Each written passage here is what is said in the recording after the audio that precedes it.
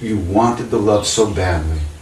The love was there, it was available, you could feel it, you could taste it, you could touch it, but you also then would come up against your stuff, and you couldn't get around it, you couldn't get through it, you couldn't get away from it, you couldn't get rid of it. And you know, like, how are you going to do this? You know, you're exploding. How do you get back to that love? It's there, you want it. And then he would like do stuff that would bring that stuff up, and it would get bigger and bigger and bigger.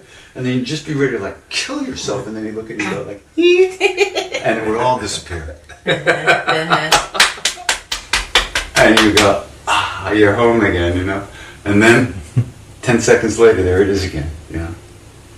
And it was that's you could assume that that's how he taught us. That's how he would open us. He would give us access to that place, and our hearts would just jump into it.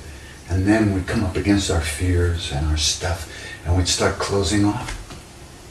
And he'd let us close off. He'd let it, you know, it's like an abscess, you know, and then he'd just kill it, you know, with love. He just, many times he let us, it appeared as if he really let us burn for a long time, you know, in our stuff, because it just was so intense. And then he would just look at you and giggle, and you'd forget your stuff. You just, I got caught in righteousness, and he wasn't caught in righteousness. He was just doing his Leela. He was just doing his Leela. Yeah. But that's a hard path, I mean, and that's a demanding path, actually, because there's no protection. Yeah, I mean, the matter of love, and when it feel like it's going away, it's so devastating. And looking at how you didn't come and get it, you didn't meet it, you know, it's devastating. I mean, that's a hard path. It's so hard. You see people these days try to meditate, do asanas, and do some little this, little that, you know, and you realize they're not actually going for what they really want, you know.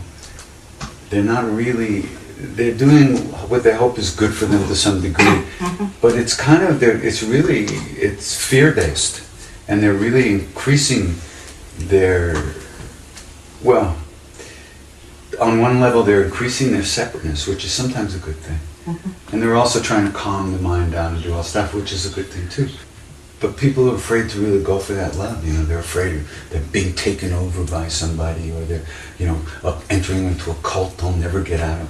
And stuff like that happens, you know, the difficult stuff, because when you deal with the heart, when you deal with that love, what protection can you have, you know? If you don't go for it, you don't get it.